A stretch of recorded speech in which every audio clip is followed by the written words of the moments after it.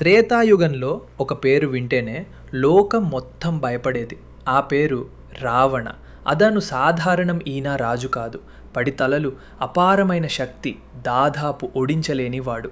దేవతలు కూడా అతనికి ఎదురుగా నిలబడలేకపోయారు.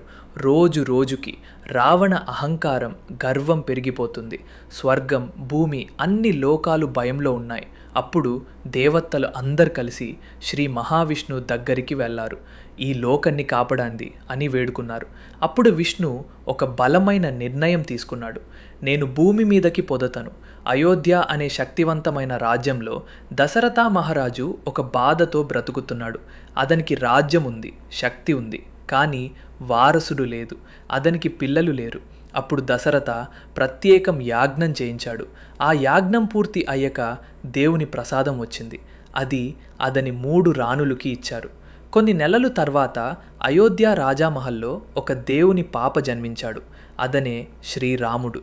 కానీ ఎవరికి తెలియడు, ఈ చిన్న యువరాజు భవిష్యత్తులో బలమైన రావణని నాశనం చేయడం చేస్తాడు అని. ఆ క్షణం నుండి చరిత్ర మారడం ప్రారంభమైంది. నెక్స్ట్ పార్ట్లో రాముడు చిన్న వయసులోనే ఎలా శక్తి చూపించాడో చూద్దాం.